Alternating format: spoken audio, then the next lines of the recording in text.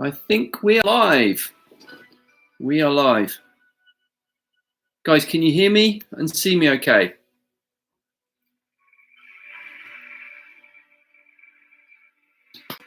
Apologies for the late start. Had some technical trouble. I think we're all okay. Need ice. Oh, leg procedure. Oh dear. Sorry to hear that. Hello, everybody. Hello to everybody. Richard, Jones, Sean, Kelly, Jonesy, Josh, KK, Bella, hi, Sally. Here and see okay. Thank you. Got to see music, background music, maybe a little too loud. It's waffle time today. Hey, hi Michael, how you doing? So, Okanil. Oh, welcome. New name, new face. Thank you. Thank you for joining us. Seeing here, good. Okay, so this is unusual for a waffle in that I did not get any emails or questions this week. Usually I get a whole bunch. So I'm full of waffle tonight. I've got a few waffly. See, Jonesy never lets me down. I need to bounce off you guys. I need some waffle-worthy questions. Good. So I'm going to give you guys a chance to put your waffle questions in. As usual, can be Kung Fu, Tai Chi, martial arts, self-defense, philosophy, psychology, Chinese medicine, all the usual topics. Not so many here tonight. Yeah, that's right. Yeah, MPOW's been with us this week. Josh and KK, I haven't seen you guys this week, but MPOW's been with us this week. So, I guess Jones is in full swing typing away. How's our training going, everyone? Tell me how you're doing with the lockdown. Are you getting regular practice? What are you working on? Summer meetings in gardens. Mm-hmm. Yep, that is true. I went for a walk along the coast earlier, and it was heaving. It was so many people out. It's kind of like, whoa. Having my vaccine tomorrow as well. Okay, that's a good question for Jonesy. Still working on the basic 8. I'm that new. Yeah, it's fine. Any vibrating energy in hop guys and some other crane styles? Good question. I love the foot distance guide you did recently. I'm glad. It's all useful stuff. Yeah, thanks. Be tomorrow. What's today? Wednesday? No, Friday. I'm sorry. Friday. I'm getting it. You could make any technique work under those conditions, including complex fine-motor techniques that look so impressive, which would need an unreal amount of skill to pull off in reality. I know where you're going with this question. It's a good one. I know where you're going with this, but keep going. Keep going, Jonesy. There needs to be appealing way of these techniques for the credibility of traditional styles. I wonder how many styles would survive that practical first process. Okay, so let's unpack that question because it's a good one.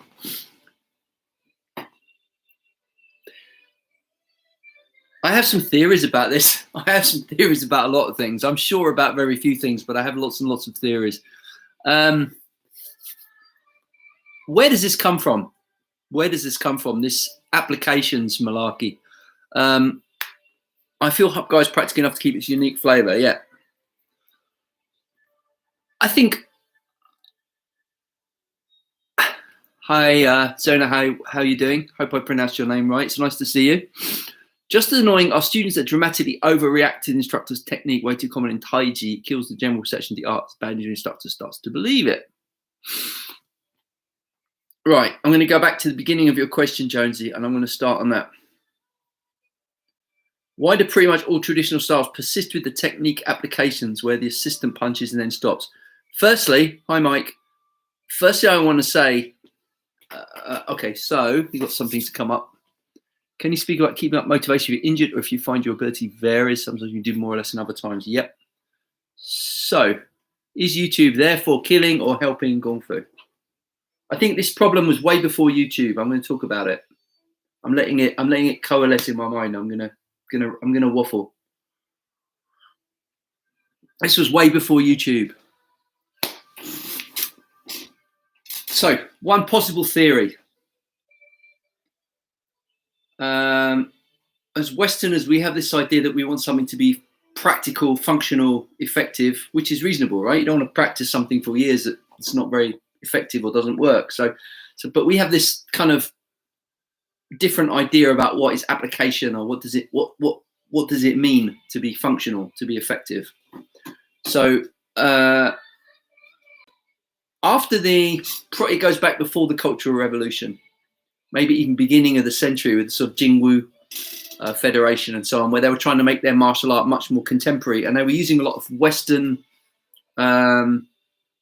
influenced, like how they run the sports associations. So they started having groups, forms become much more structured, much more formalized, right? Less like dances and much more kind of like kata, something like that. So there was a kind of shift. Maybe that was the 1920s, something. So what happened then? People saw boxing in China and Japan, and they thought, wow, it's Western martial art. And they saw the Olympics and boxing. Do we have anything that could compete with that? And interesting, Japanese karate at that point started to massively try to make karate relevant as a sport like boxing, and they changed it. So if you look at the kind of kumite, the sport karate, it looks very little like the forms, like the katas, right? There was a disconnect between how they do the sport training and how they do their classical art, because they were trying to make it fit against a kind of a boxing-y type opponent, which I don't think was ever really the intention of it. Okay, let me just get this clear in my head. So I haven't prepared this, so I don't want to go off on a tangent too much. So there was this concept that, that they tried to make it look like it works against punches and kicks, even when the movements weren't designed to work against punches and kicks, right? So you have maybe a movement in a kata, which is clearly some kind of grappling move, but then they have to make it work against a punch. So now they have to say, right, you block this, and then you hit this, and then you block this, which only really works, as you say, if the person stands there and holds their hand out. And so this become a kind of standard thing in the Japanese performance, that they do the movement to somehow kind of make the kata movement fit against what was perceived to be a kind of a modern attack, maybe a boxing or kickboxing type of attack, which I think was a misattribution of many of the movements, some of which maybe were grappling, were designed in a clinch, wrestling, or even they may have been weapon movements. And then they were tried to make them fit. They may have been qigong movements. They may have been performance movements, but everything had to become, functional. So they had to make it fit. And the way they did that was kind of, the attacker had to be somewhat compliant, shall we say. And I think what we see in Kung Fu is actually now the Chinese copying the Japanese way. So they'll say, oh, well, what does yours do? If you do Hongar, how do you deal with a front kick? How do you deal with a spinning back kick? How do you deal with a left hook? So now they're having to kind of say, well, we do this, we do this, we do this. Martial art doesn't work that way. Never worked that way. And one of the things I want to say, not to kind of boast or anything, but all that application stuff, I threw it away before I even went to China. So I haven't done that stuff since the 80s. And I still can't imagine why 2021 people are still doing that stuff. I knew it was silly when I first learned it when I was a teenager. So it's not something I've ever kind of pursued. And the rabbit hole is a treacherous one, because, as you say, it depends on a fair amount of compliance. Right, let me carry on with this question.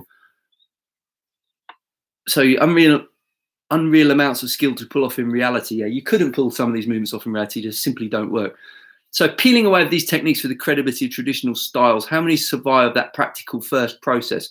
Not many, because there's only so many movements that work inside combat sport, or especially against a trained person. And you also have cultural assumptions, like some people say the fight starts from the grips. Another person, like I had a student that was a judo guy, and he was pretty good. And we were doing a spar at Sanshou in those days. It was pre-MMA. And so he was a big guy, a judo guy, and the little guy had some boxing. And I paired them up. And the little guy, didn't want the judo, understandably, didn't want the judo guy to get the grips. So as judo guy came in to get his grips, boxer threw a left hook. And it was like, he was out. He was out. He knocked him out. We're like, oh, man. Because he had this assumption that you go for grips and then the fight starts. That's a cultural assumption. The other guy was like, you're not grabbing me. Bop. So there's two different understandings of what constitutes a fight. And so I've even trained with Brazilians that had the idea that the fight starts after it hits the ground. Like it's a totally different. Chinese don't think that way. It does not start after it hits the ground. Maybe it's good to have a plan B. Brazilian Jiu-Jitsu is awesome, but that is definitely not where the fight starts. You've already made several mistakes by the time it's got to that point. So I hope I'm making sense here, Jonesy, that what I'm trying to say is it depends how you define functional. I'll come back to that question if that's not clear. Just as annoying as students that dramatically overact to the instructor's technique. This is hypnosis, suggestibility. It's nothing to do with martial arts. It kills the general perception of the art, especially bad news when the instructor starts to believe it. That's personality cults and always bad news. Never done it. Train your body, free your mind was been my motto from day one. So never went there, never gone there. Don't want to touch it. Okay, and then I'll carry on going a little bit more about that. I used to fight those in judo that would try to get on groundwork before they would start. Well, it makes sense if you're a wizard on the ground and you're not very good on your feet. So if you're fighting a boxer, it makes sense to try and drag him to the ground if you're a good ground fighter. And most boxers don't have much of a takedown defense, or they didn't used to. Now people are cross-training, so it's a different world. But most boxers wouldn't have a clue how to defend a takedown back in the day. So you could be a pretty crappy wrestler and have a little bit of jiu-jitsu and still beat most boxers in a real fight. Now, all a boxer needs to do is have some decent takedown defense and he can knock out most jiu-jitsu guys. So things flip around. No style is better. It's what you can make work and how you can make the situation fit. Right. I think I missed some questions. Joan had a question I'm going to go through, but Kelly first. Can you speak about keeping up motivation if you're injured or if you find your ability varies, so sometimes you can do more or less than other times? I'd be lying if I said I was always motivated. Motivation is a emotional thing, and I think this idea about everything's like motivation. Everything on social media is motivating, and every clip of martial arts on Instagram is some like visually like bam and then a split or a flying kick or something like that. You can't be like that all the time. It's just impossible. It's in Buddhism, it's part of the lesson. First of all, nothing's permanent, and mental states come and go, and you can't have highs without lows. That's the way it is. So I think more useful than motivation is to build up a habit. You just do your Tai Chi like you brush your teeth. And then something really interesting happens. You go through the motions and you don't really feel like doing it, but you always feel better after. You never go through it and go, wish I hadn't bothered. I never had that experience. Because when you're changing your physiology, you change your state. The two are absolutely inexorably linked. So you always think if you can make a habit of your practice, it's just something that you do. Make nothing flashy, nothing showy. Just breathe, just move, and then things happen, and then the energy comes, rather than starting with some kind of motivation and then but I mean, I've seen both sides of the coin. I was a teenager in the Rocky things of putting on the Eye of the Tiger on the stereo and punching the bag. We used to do all that in the kickboxing class and stuff. So I get it, but it's not sustainable. And that might, if you have a fight and you're peaking. So I want to be in peak shape, and I've got a 12-week plan, and I'm doing my strength training and my da da da da da. But that's not what most of us are doing. We're not fighters. We're about health. We're about longevity. We want to train and enjoy life and still be doing it when we're 80 or 90. So I think if you have that approach, you have to take it more gently. That's my advice.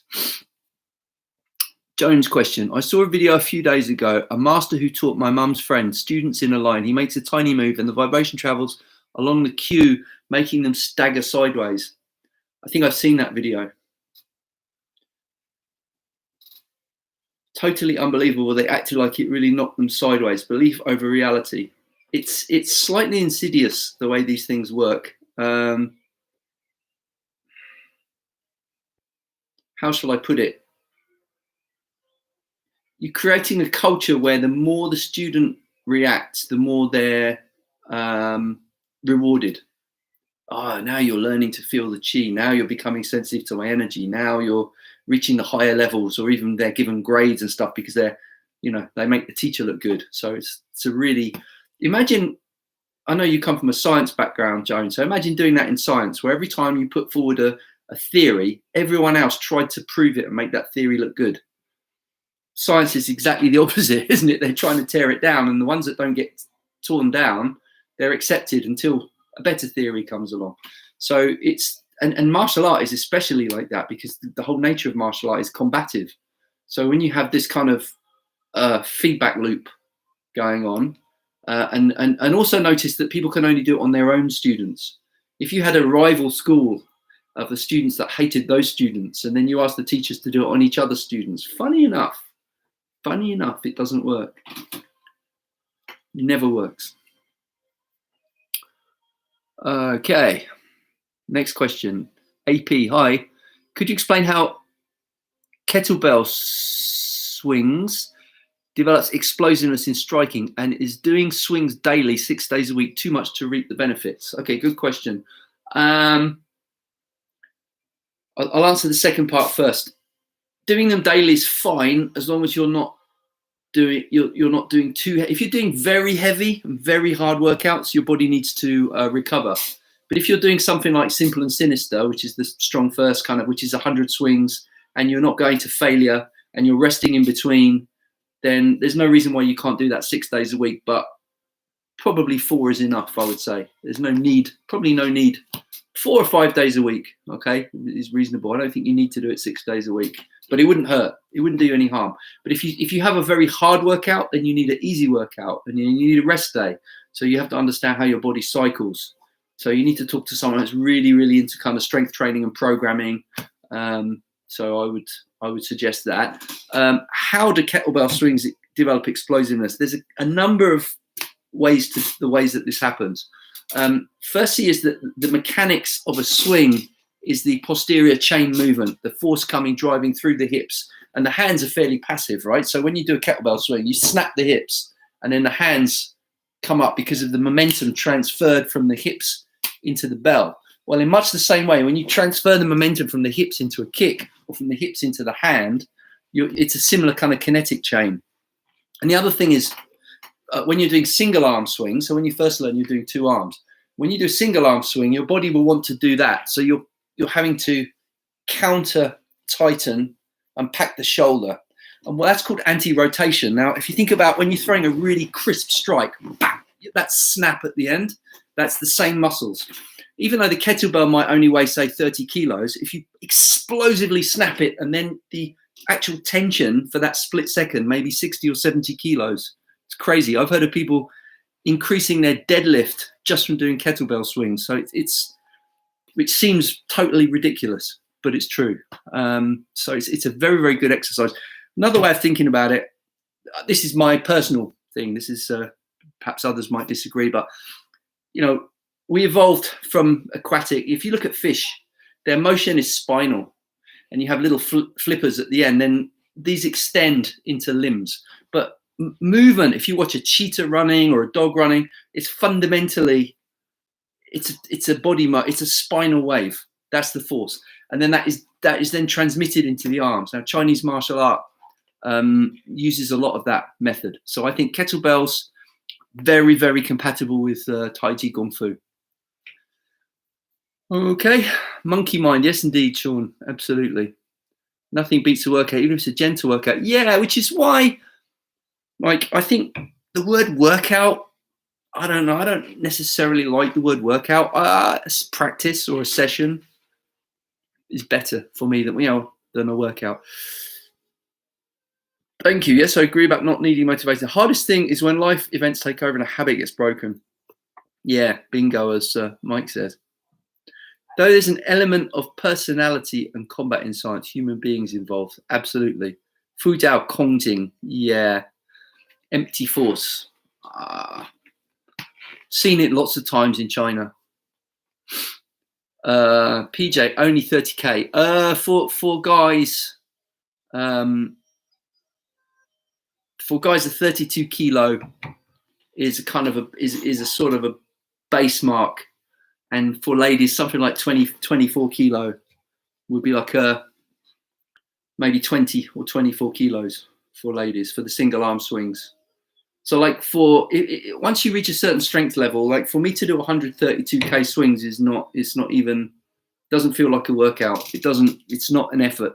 Once you're getting up to the 40s, 48s, for most people, it's the power increase, and then you have to work on the breathing and so on. So it's the same thing for you, Joan, like difference between jogging a 10-minute mile and running 6-minute miles. It's like, it's the same thing, but it's that little 40% difference is huge. Forge out any vibrating energy. Oh, I think you asked that earlier, didn't you? And I missed it. Vibrating energy in Hapgar. Okay, so the crane styles that use a vibrating energy is the Fujian styles, and that is the Shaolin white crane, and that is conceptually very different to the Hapgar. We don't use the same kind of thing, but I personally use the kind of vibrating energy for the Feng Song Gong. I do quite a lot of small, like very, I can't do it on this chair. I need to have my feet on the floor, like vibrating. So foot's pushing and pulling rapidly, and the hands are rapidly oscillating. And I'll do that in striking drills on the bag, or even very, very light weights, the very light dumbbells, and just rapidly oscillate.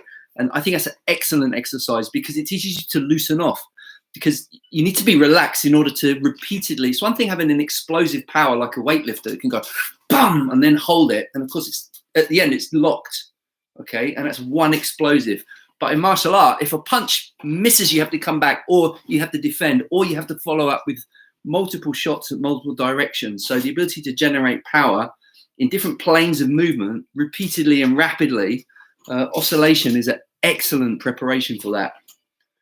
But I don't do it in the kind of stylistic crane kind of way. I do it more as a skill development of loosening. We call loosening. But the Hapgar forms don't have that characteristic. What is your view on meditation as part of your practice? What ratio would you suggest for Tai Chi as example?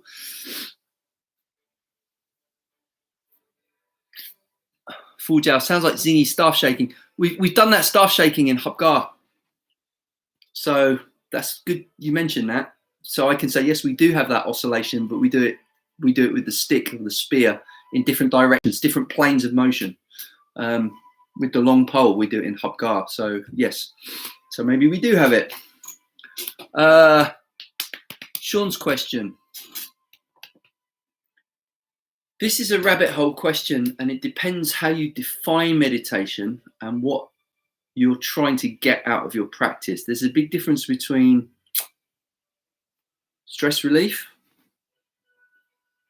medical healing specific injuries, martial art, spiritual enlightenment.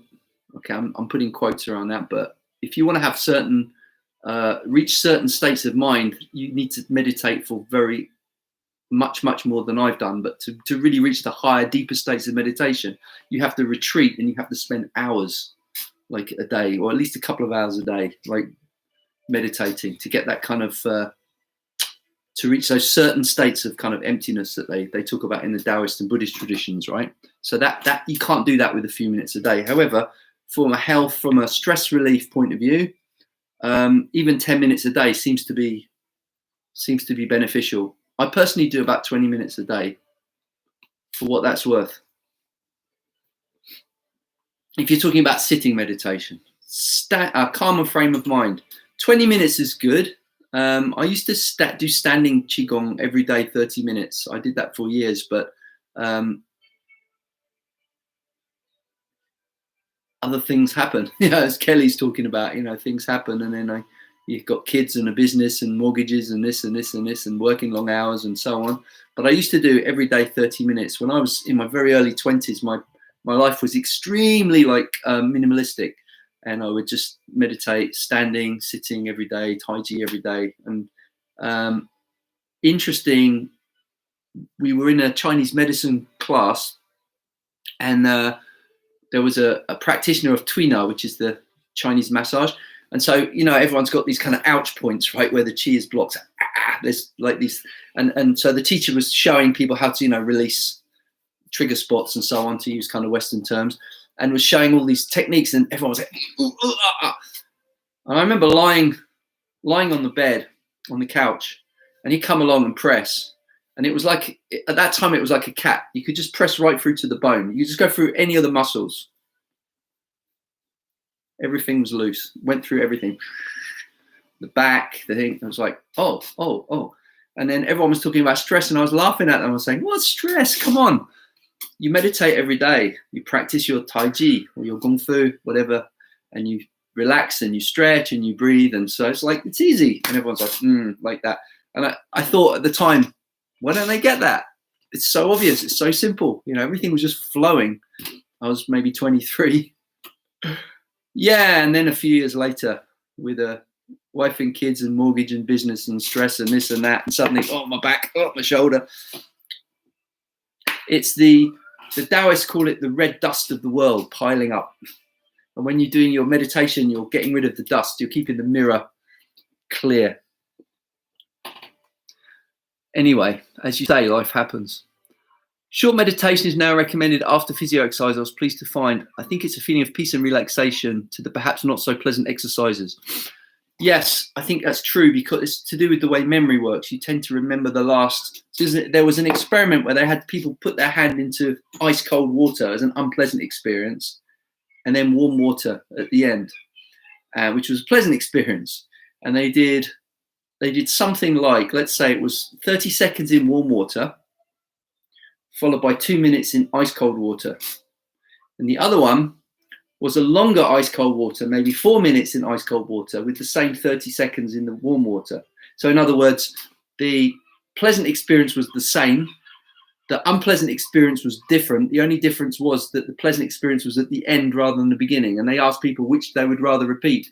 And they rather go through the more unpleasant experience to have the nice experience at the end.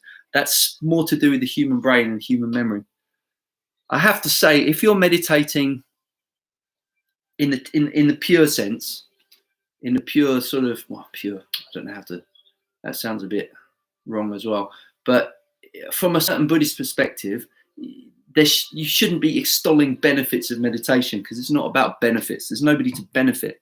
You're just simply practicing seeing what's going on. You're just simply practicing right awareness, not for anything else, not trying to get anything out of it. You're just simply practicing seeing what's there.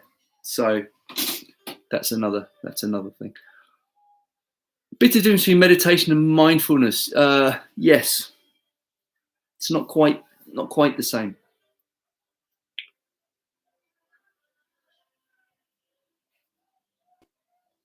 But there are side effects of meditation. Yeah, good and bad. People don't want to talk about the bad ones, only the good ones.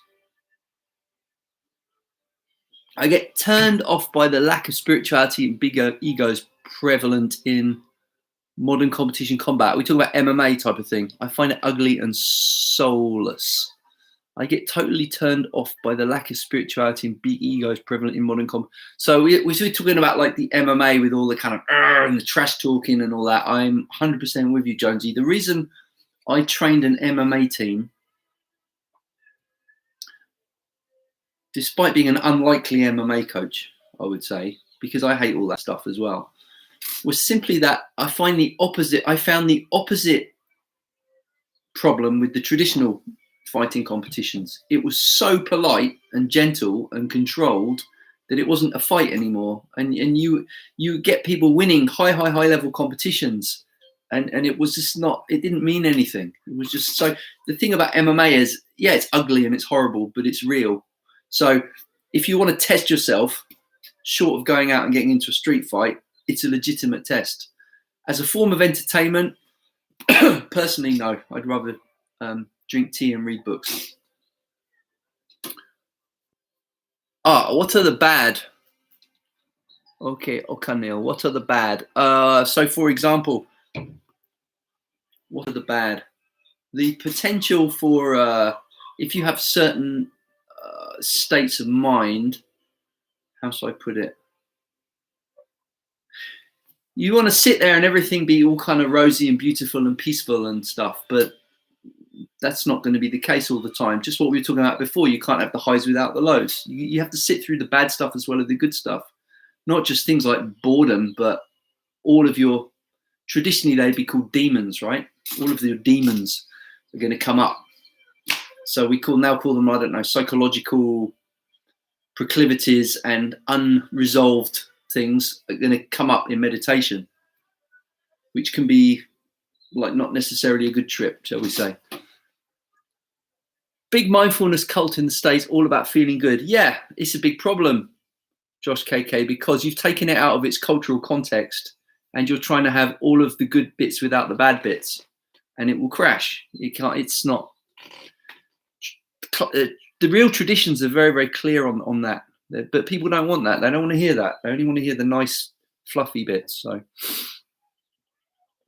what are the side effects of meditation? Well, they're mostly good, right? You sleep better, improvement of immune system, concentration, more energy, clearer mind, improved memory, so on.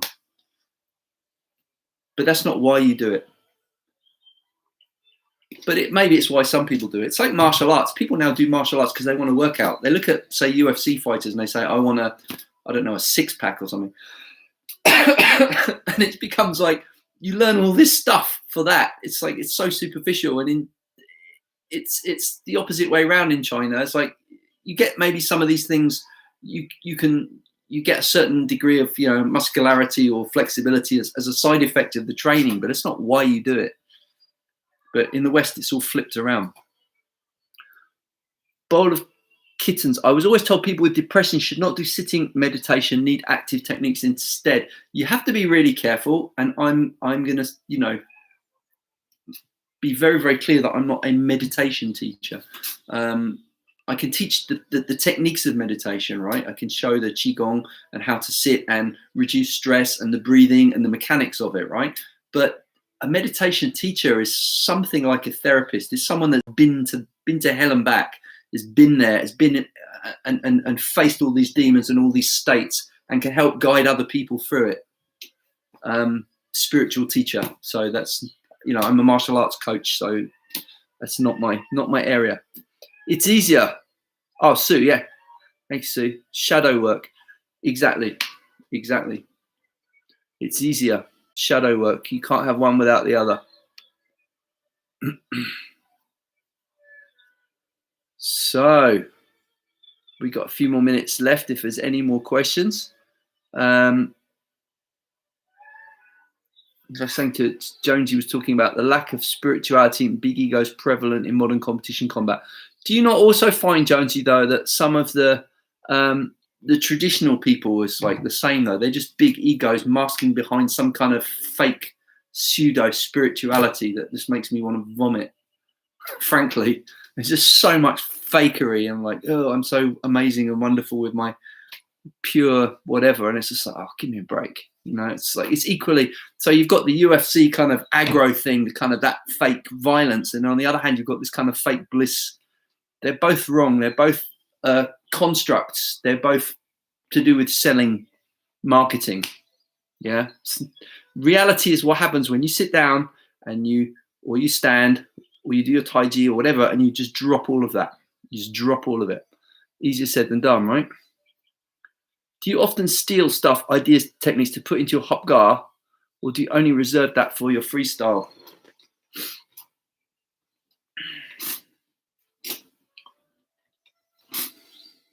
I think that's kind of welcome to capitalism, yeah. I'm thinking of Jonesy's question. To put into your Hop Gar. I wouldn't phrase it that way, so I don't know what that means, to put into your Hop Gar. If I'm teaching my Sifu's form, I'll teach it the way he showed me. But what does it mean to put into your hapgar? You see, when my Sifu does something, like in his Minoi Jump form, which is his own creation, and someone says to him, is that traditional? And my Sifu goes, well, if I do it, it's traditional. I love that. It's kind of cocky, right? If I do it, it's traditional. Because it's like, it's his hapgar. So if he does it, it's his hapgar. So he's not stealing something to put into his hapgar. He's just, that is his hapgar, right? It's hard for me to get my head around. Ideas, techniques, I'm always stealing. Lend, borrow, loan. Mike, no, steal, you know. Picasso said, you know, good artists, did he say good artists copy, great artists steal? Something like that. I don't think I got the quote right. It's ironic, martial arts are sold as something that leads to humility, decency, good manners, and so very often end up with exactly the opposite. Yeah, because it's ego, testosterone in the guys sort of vying for position, and then the abuse of power that always comes. The so-called spiritual ones are often the worst, because at least the combat athletes, say what you will about them, they get in there, they actually get in there, and they put it on the line, and they live with the consequences, win or lose. That's the warrior's way. Most traditional martial artists don't do that, so I have to respect people that do that, even if you can sometimes see that the way that the character is portrayed for the purpose of entertainment is not. It shows you can become extremely good at one side of it and not necessarily at the other. So there's traditional martial art is different, more balanced, I think. I think stealing is good. Stealing is good. You steal from the best, though. Only steal from the really best people. I've done, so for my own training, there's a number of people that I've had as my main teachers. I have one Sifu. I've had several teachers. I've had quite a few coaches, and I've had lots of people that I've trained with, seminars, courses, and I've taken stuff from them and I've incorporated it. So I'm eclectic in that sense. I'm not saying I'll never show something that my Sifu didn't show me, but what I won't do is show something and then say it's something that it isn't. That's the difference. I won't say, if I learn something from, you know, Bralia steamer on the ground, I won't say, oh, this is something my Sifu showed me in China. That's dishonest. So eclectic is good, but you have to be honest. Don't pass something off as something it isn't. You know, rewriting history, as people say, oh, we've always had that technique in it. No, you haven't. No, you haven't. You got to be honest where you get it from. If he's inspired by the best of traditional and traditional was never fixed, then taking that and making his own is also traditional. Well said, Joan. I think that's exactly right. Ooh. Kelly's just asked me a really good question that's going to make me think. Surprising thing that you learn from a student.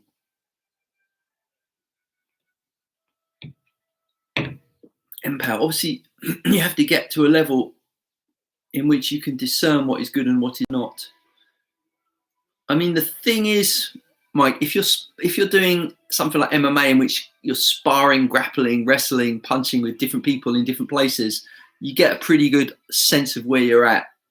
If you're in a bubble only practicing forms, or then you don't really have a sense of where you're at. And then you rely on your teacher telling you, which is kind of secondhand. So, but yeah, a lot of people think after about 1 year that they know everything, and then after about 5 years they realize they don't know anything. That seems to be the case in it's the Dunning-Kruger effect, right? That seems to be in all areas. Think of one surprising thing you learned from a student.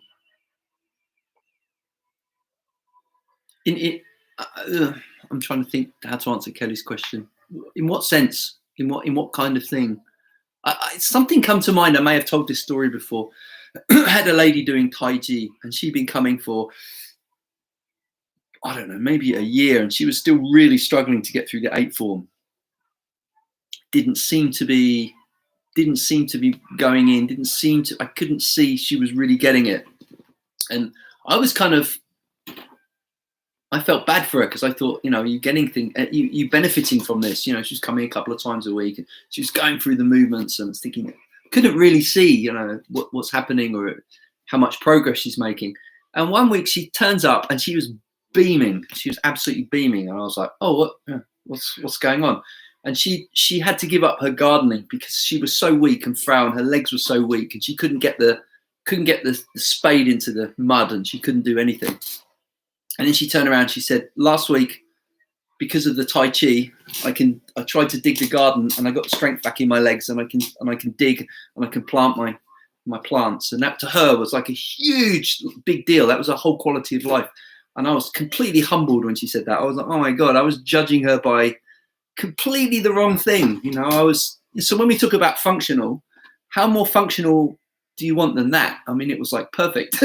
I can't do this. This is one of really important to me. Now I can do it. Therefore it worked. And that was a lesson for me, because I was like, don't judge by what you think somebody should be getting or doing. So that was a lesson. I'm not sure if that's what...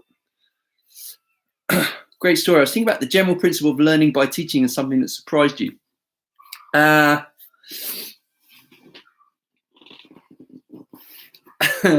It's interesting, right? It's really learning. I mean, some people, like, you're looking at them and thinking, how did you get that from what I just showed you, right? Especially when I first started teaching, and I couldn't like figure it out.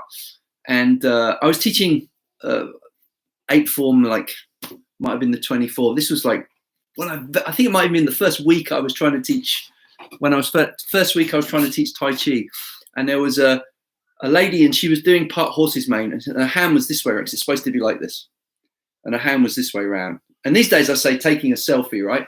Meiyao Ju Gang, that's like taking a selfie. But it used to be called Lady Looks in the Mirror, Fair Maiden Looks in the Mirror. So her hand was like that. And I said, so I'm showing the form, I'll just demonstrate like a little bit. So I'm saying it should be here. I'm saying, follow me. She's doing this. So I said, no, you must look into your hand like a mirror. So she did this.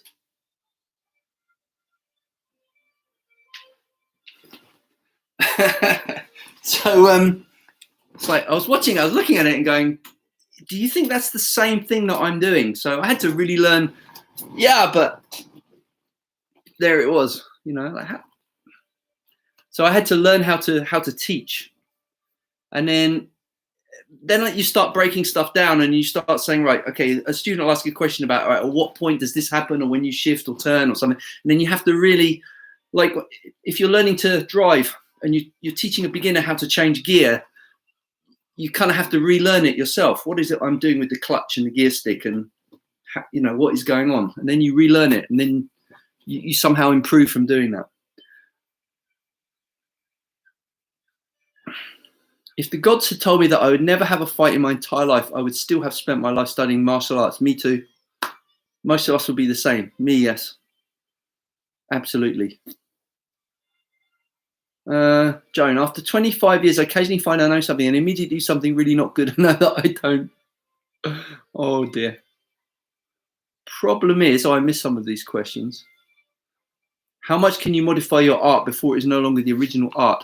If an art is based on certain principles, then as long as you don't go against those principles, it's the same art. You can modify the techniques, but you can't change the principles, then it becomes something else. The moment you realize that people literally think differently, yeah, like completely. And so one of the things, teaching makes you constantly readjust your thinking. Yes, it certainly does.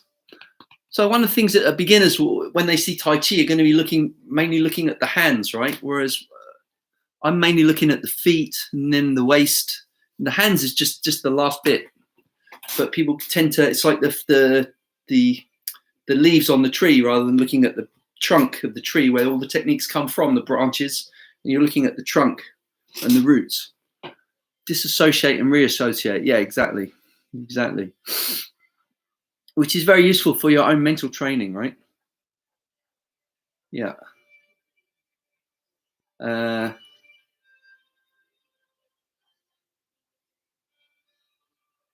more questions? Hi, Barbara. Nice to see you there. Especially teenagers. Yes, because that's your main teaching thing, isn't it, Richard, when you're teaching your English? It's a difficult time. remember my teenage time when I first started martial art. I was a teenager, and it was just like, it was like this explosion. Suddenly, like nothing else existed. Nothing else existed. I was completely like, very strange time. Teaching teaches the teacher so much. Yeah, I mean, I think I've had some good questions, and I haven't really done them justice. I'd need to think about some better examples. I think, but thank you for your good questions. I think I need to come up with some, because there are so many things that I've learned from my students, but for me to specifically say what they are is difficult. It's just the little things. Was teaching something you have always wanted to do? I don't know, actually, Michael. It's a good question. And was teaching something you always wanted to do? I never wanted to do anything else. I mean, to me, part of Kung Fu was sharing it. I love to share it. Were you guided into teaching? I'll tell that quick story. I'll tell this quick story. We had a careers advisor at school. I don't know whether you guys remember those. And you'd answer all these questions, and then they tell you what job you were supposed to go for, and so on.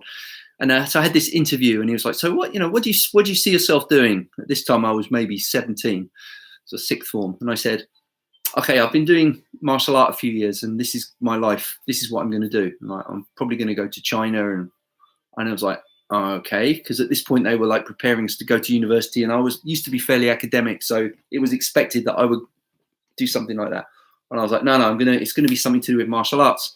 And they were like, Are you a professional fighter? Do you fight for money? I was like, "No, I'm not even a fighter. I used to do competitions, but particularly enjoy fighting." And I'm like, "Well, what's the point then? What are you doing?" And I tried to explain it, and they went, "Yeah, that's called a hobby. You can't do that for a living. You can't make money doing that.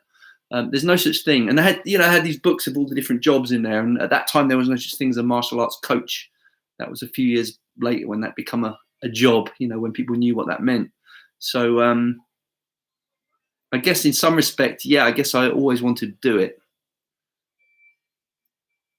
But there's ways that having it become such a large thing, having the crane become so large and so busy and so many classes and such a kind of a machine. At some point, there was like 350 students. I was teaching 5 or 6 classes a day.